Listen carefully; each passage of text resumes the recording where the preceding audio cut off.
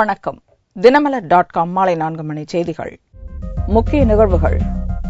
வடகிழக்கு பகுதியிலிருந்து தேர்ந்தெடுக்கப்பட்ட பிரதமர் மன்மோகன் சிங் என்ன செய்தார்?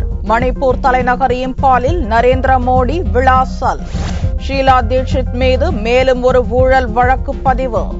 ரிங் ரோடு ஊழல் தொடர்பாக விசாரணை நடத்த டெல்லி முதல்வர் கேஜ்ரிவால் உத்தரவு.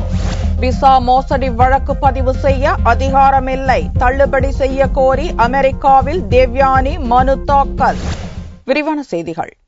டெல்லியில் அருணாச்சல பிரதேச மாணவர் படுகொலை சம்பவம் தேசிய அவமானம் என்று வேதனை தெரிவித்துள்ள பாரதிய ஜனதா பிரதமர் வேட்பாளர் நரேந்திர மோடி, வடகிழக்கு மாநிலங்களிலிருந்து ராஜ்யசபாவுக்கு தேர்ந்தெடுக்கப்பட்டுள்ள மன்மோகன் சிங் இப்பகுதியின் வளர்ச்சிக்கு என்ன செய்தார் என்று கேள்வி எழுப்பியுள்ளார். பாரதிய ஜனதா பிரதமர் வேட்பாளராக அறிவிக்கப்பட்ட பின் முதல் முறையாக வடகிழக்கு மாநிலங்களுக்கு சென்ற நரேந்திர மோடி மணிப்பூர் தலைநகர் இம்பாலில் நடந்த பிரம்மாண்ட பிரச்சார கூட்டத்தில் உரையாற்றினார். அப்போது வடகிழக்கு மாநிலத்தைச் சேர்ந்த இளைஞர் ஒருவர் டெல்லியில் இனவெறி தாக்குதலில் கொல்லப்பட்டது தேசிய அவமானம் என்று வேதனை தெரிவித்தார். எல்லை பாதுகாப்பு விஷயங்களில் போதிய கவனம் செலுத்தாத காங்கிரஸ் கூட்டணி அரசு எல்லைப் பகுதிகளை அண்டைய நாடுகளுக்கு தாரை வார்ப்பதாக குற்றம் சாட்டிய மோடி, மணிப்பூரில் பெண்கள் மற்றும் இளைஞர் மேம்பாட்டுக்கு மத்திய அரசு எந்த நடவடிக்கையும் எடுக்கவில்லை என்றும் குறை கூறினார். வடகிழக்கு மாநிலங்களிலிருந்து ராஜ்யசபாவுக்கு தேர்வு செய்யப்பட்ட பிரதமர் மன்மோகன் சிங் இப்பகுதிகளின் வளர்ச்சிக்கு என்ன நடவடிக்கை எடுத்துள்ளார் என்ற கேள்வி எழுப்பிய மோடி, சரியான நடவடிக்கைகள் இல்லாததால் தான் வடகிழக்கு மாநிலங்கள் வளர்ச்சியில் பின்தங்கியுள்ளதாக கூறினார். பாரதிய ஜனதா ஆட்சிக்கு வந்தால் இப்பகுதியின் வளர்ச்சிக்கு முக்கியத்துவம் அளிக்கப்படும் என்று மோடி உறுதி கூறினார். முன்னதாக மோடியின் பிரச்சாரத்துக்கு முன் பாதுகாப்பு வாகனத்தை குறிவைத்து நடத்தப்பட்ட தாக்குதலால் இம்பாலில் பரபரப்பு ஏற்பட்டது. இந்த தாக்குதலில் அசாம் ரைபிள்ஸ் படை வீரர் ஒருவர் கொல்லப்பட்டார். பாதுகாப்பு படை வீரர்கள் 3 காயமடைந்தனர்.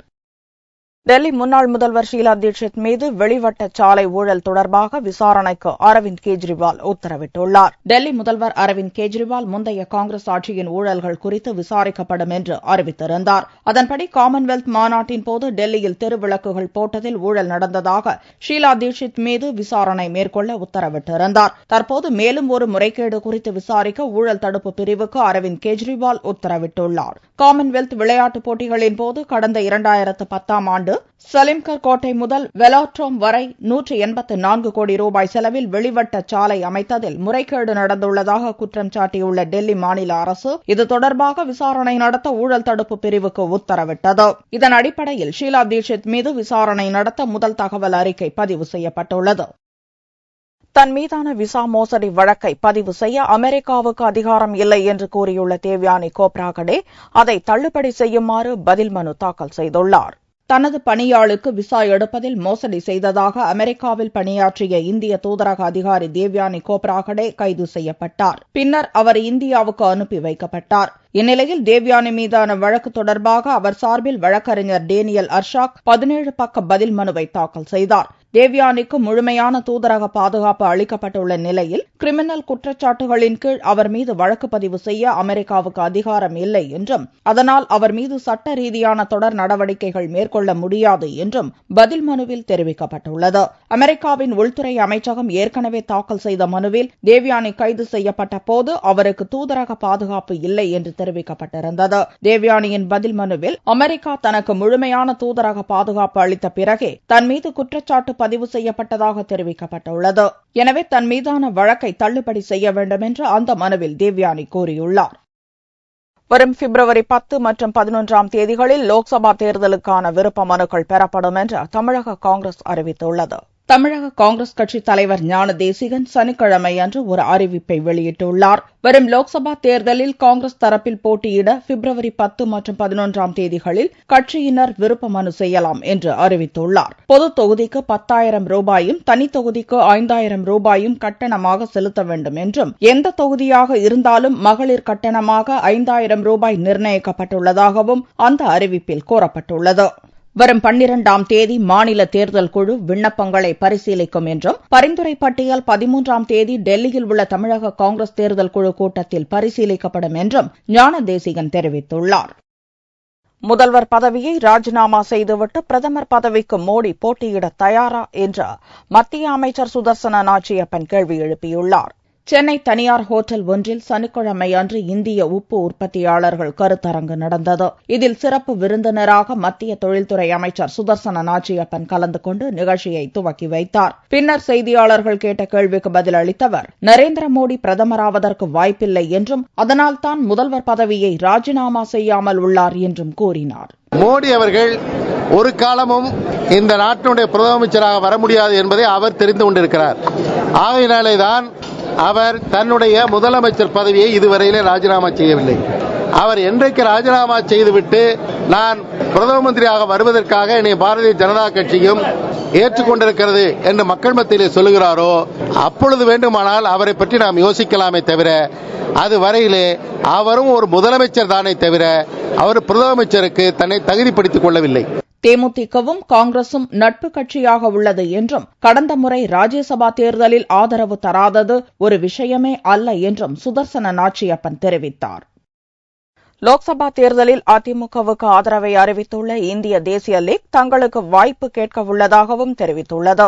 அகில இந்திய தேசிய லீக் மாநில தலைவர் இனாயத்துல்லா சென்னையில் செய்தியாளர்களை சந்தித்தார். கடந்த 14 ஆண்டுகளாக அதிமுகவிற்கு எவ்வித நிபந்தனையும் இன்றி ஆதரவளித்தது போல் லோக்சபா தேர்தலிலும் ஆதரவளிக்க உள்ளதாக இனாயத்துல்லா தெரிவித்துள்ளார். அதிமுகவுடன் கூட்டணி வைத்து எம்எல்ஏக்களை பெற்றவர்கள் தங்களது செல்வாக்கை நிலைநிறுத்தி வெளியேறிவிட்டதாக கூறியவர் லோக்சபா தேர்தலில் தங்களுக்கு வாய்ப்பு கேட்கப்படும் என்றார். இந்த வரும் பாராளுமன்ற தேர்தலில் அகில இந்திய தேசிய லீக் கட்சியான எங்களுடைய கட்சி மேல்மட்ட குழு எடுத்த முடிவின்படி அம்மாவுடைய கட்சிக்காக முழு ஆதரவு கொடுக்க நாங்கள் நிபந்தனையற்ற முழு ஆதரவு கொடுக்க நாங்கள் முடிவெடுத்துள்ளோம். இந்த முறை கண்டிப்பாக எங்களை பொறுத்தவரை அம்மாவுடைய கட்சி கூட்டணி 40 இடங்களையும் தமிழகத்தில் வென்றெடுக்கும் என்ற நம்பிக்கை இருக்கிறது. அதற்குண்டான எல்லா களப்பணிகளையும் நாங்கள் இறங்கி செய்வோம். இது தொடர்பாக தமிழக முதல்வரை நேரில் சந்தித்து பேசவும் இந்திய தேசிய லீக் திட்டமிட்டுள்ளது.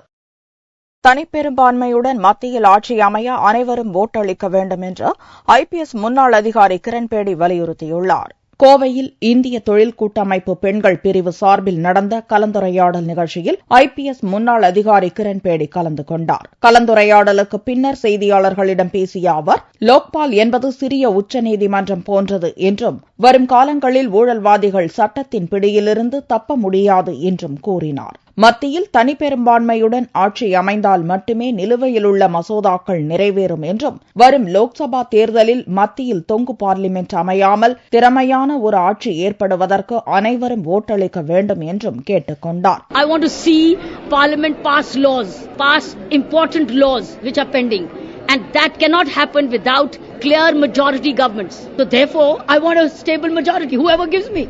But we got to make our choices right now. The choices are very clear on the leadership front. Very, very clear. And people should be able to use their vote very wisely. சர்வதேச நாடுகளிலிருந்து பெறக்கூடிய கடன் தொகை மூலமே தற்போது நாட்டில் வளர்ச்சிப் பணிகள் மேற்கொள்ளப்பட்டு வருவதாகவும் இப்பிரச்சினைக்கு முற்றுப்புள்ளி வைக்க வேண்டும் என்றும் கிரண்பேடி கேட்டுக் கொண்டார். திருச்சி அருகே அரசு பேருந்து மீது லாரி மோதியதில் 20க்கும் மேற்பட்ட மாணவ மாணவிகள் காயமடைந்தனர். தேவக்கோட்டையில் இருந்து திருச்சி நோக்கி அரசு பேருந்து ஒன்று வந்து கொண்டிருந்தது. திருச்சி தேவக்கோட்டை சாலையில் கல்லூரிகளும் பல்கலைக்கழகமும் உள்ளதால் அந்த அரசு பேருந்தில் மாணவ மாணவிகள் ஏராளமானோர் ஏறினர். பேருந்து குண்டூரை கடந்து சென்றபோது எதிரே வந்த லாரி நேருக்கு நேர் பேருந்து மீது மோதி விபத்துக்குள்ளானது. இந்த விபத்தில் 20க்கும் மேற்பட்ட மாணவ மாணவிகள் படுகாயமடைந்தனர். சம்பவ இடத்திற்கு விரைந்து வந்த போலீசார் மற்றும் பொதுமக்கள் காயமடைந்தவர்களை மீட்டு சிகிச்சைக்காக மருத்துவமனையில் அனுமதித்தனர். அரசு பேருந்தும் திருச்சியிலிருந்து சென்ற சிமெண்ட் லாரியும் நேருக்கு நேர் மோதிக்கொண்டு 14 மாணவர்கள் சம்பவ இடத்தில் அடிபட்டு இருந்தார்கள். நாங்கள் 108 ஆம்புலன்ஸில் நாங்கள் சென்று முதலுதவி சிகிச்சை அளித்து 15 நிமிஷத்தில் திருச்சி அரசு மருத்துவமனையில் சிகிச்சைக்காக நாங்கள் சேர்க்கப்பட்டுள்ளோம். ஒரே நேரத்தில் திருச்சி அரசு மருத்துவமனைக்கு 20க்கும் மேற்பட்ட மாணவ மாணவிகள் சிகிச்சைக்காக கொண்டு செல்லப்பட்டு அங்கு பெற்றோர்கள் குவிந்ததால் பரபரப்பு நிலவியது. திருச்சி ஸ்ரீரங்கத்தில் நடந்த கருட சேவையில் பக்தர்கள் திரளாக கலந்து கொண்டு தரிசனம் செய்தனர். தை தேரோட்டத்தின் முக்கிய நிகழ்ச்சியான நம்பெருமாள் கருட வாகனத்தில் எழுந்தருளிய வைபவம் வெள்ளிக்கிழமையன்று இரவு நடைபெற்றது. முன்னதாக மாம்பழச்சாலை அருகில் உள்ள வீரேஸ்வரம் கருட மண்டபத்திலிருந்து தங்க கருட வாகனத்தில் நம்பெருமாள் எழுந்தருளி முக்கிய வீதிகள் வழியாக பவனி வந்து பக்தர்களுக்கு சேவை சாதித்தருளினார். கருட சேவையை தரிசித்தால் காசிக்கு சென்று வந்த புண்ணியம் கிட்டும் என்பது ஐதீகம் என்பதால் பக்தர்கள் திரளாக கலந்து கொண்டு தரிசனம் செய்தனர். மொத்தம் 3 கருட சேவை ரொம்ப ரொம்ப விசேஷம். தை கருடன், மாசி கருடன், பங்குனி கருடன். இல்ல தைல தங்க கருடனா வருவாரு. கருட சேவை சேவிக்கிறது ரொம்ப ரொம்ப விசேஷமான ஒண்ணு. இங்க பெருமாளை சேவிக்கிறதுக்காக வந்தோம். ரொம்ப நல்லா சேவிச்சோம். இந்த விழாவின் முக்கிய நிகழ்ச்சியான தை தேரோட்டம் வரும் 12ஆம் தேதி நடைபெற உள்ளது. தங்கத்தின் விலையில் சனிக்கிழமையன்று ஒரு சவரனுக்கு 32 ரூபாய் அதிகரித்துள்ளது. ஒரு சவரன் தங்கம் 22,544 ரூபாய்க்கு விற்பனையானது. 1 கிராம் ஆபரண தங்கம் 2,818 ரூபாயாக இருந்தது. வெள்ளி 1 கிராமுக்கு 40 காசுகள் உயர்ந்து 1 கிராம் 48 ரூபாய் 10 காசுகளுக்கு விற்பனையானது. பார் வெள்ளியின் விலை 44,975 ரூபாயாக இருந்தது. திருப்பூர் மாவட்டத்தைச் சேர்ந்த 2 கிராமங்கள் அரசியல் கட்சிகளின் கொடிகள், சுவரொட்டிகள் இல்லாது ஒரு தனி சிறப்புடன் விளங்குகின்றது. தேர்தல் நேரம் மட்டுமின்றி அரசியல் கட்சியினரின் கூட்டங்கள், கருத்தரங்குகள் என சிறு சிறு நிகழ்ச்சிகள் நடைபெற்றாலும் வீதி எங்கும் அந்த கட்சியினரின் ஆரவாரம் ஆர்ப்பரிக்கும். கட்சியின் கொடிகளும் சுவரொட்டிகளும் நிறைந்திருக்கும்.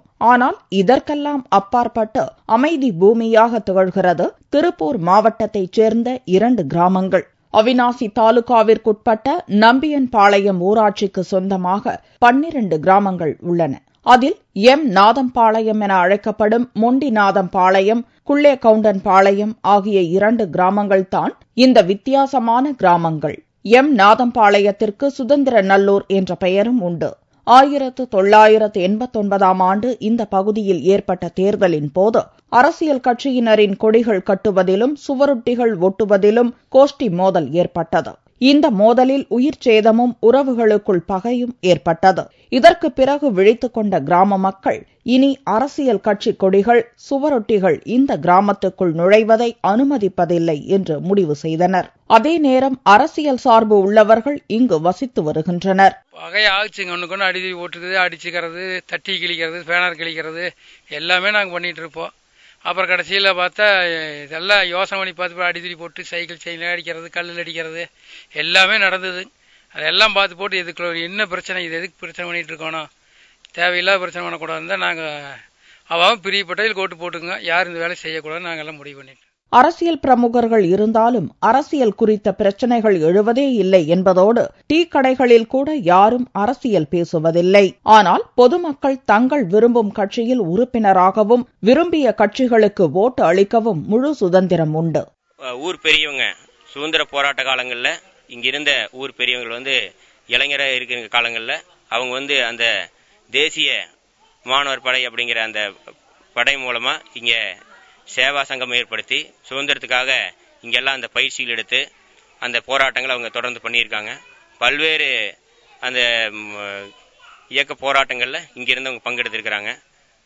ஜவஹர்லால் நேரு அவர்கள் இங்கே வந்திருந்தப்போ இந்த கிராமத்தை சேர்ந்தவங்க போய் அவருக்கு வரவேற்பு கொடுத்துருக்காங்க. அவங்க அரசியலுக்கு அப்பாற்பட்டு தான் ஒரு சிலதெல்லாம் செய்கிறாங்க. அதாவது எலெக்ஷன் நேரத்தில் மட்டும்தான் அவங்க கட்சி ரீதியாக பார்ப்பாங்க. எலெக்ஷன் முடிஞ்சுன்னு சொன்னால் ரெண்டாவது ஒரு ஊரில் ஒரு நல்லதோ அல்லது நல்ல காரியமோ, அதாவது ஒரு முக்கியமான காரியம் நடக்கும்போது எல்லா மக்களும் ஒன்று சேர்ந்து தான் அந்த ஒரு நல்ல காரியத்தை பண்ணுவாங்க. அரசியல் ரீதியாக எதையுமே பண்ண மாட்டாங்க. பஞ்சாயத்தில் எந்தெந்த ஒர்க்கு வேணும்னு சொல்லி போட்டு பஞ்சாயத்தில் கேட்டு அந்த ஒர்க்கை கேட்டு வாங்குவாங்க. நாங்கள் கட்சி சார்பு இல்லாமல் பொதுவான முறையில் அந்த ஒர்க்கை நான் செஞ்சு கொடுப்பேன். இதுதான் இந்த 2 ஊரில் உள்ள ஒரு நடைமுறை. எந்த ஒரு கட்சி கொடிக்கமும் கிடையாது, எந்த கட்சியினுடைய பேனரும் இங்கே இல்லை. நான் கட்சி பேர் சொல்லிட்டு இந்த ஊருக்கு வந்தேன்னு சொன்னால் அவங்க அதை கட்சி பேர் இல்லாமல் மற்ற பேசுங்கன்னு தான் சொல்லுவாங்க ஒழிய கட்சி பேரை கேட்க மாட்டாங்க. கிராம ஒற்றுமைக்காக சாதி மதம் கடந்து நம்பியான்பாளையம் ஊராட்சி மக்கள் எடுத்துள்ள இந்த முடிவு இந்தியாவிற்கே ஒரு அரசியல் வழிகாட்டியாக பிரதிபலிக்கிறது. மீண்டும் செய்திகள் இந்திய நேரப்படி இரவு 8 மணிக்கு. வணக்கம்.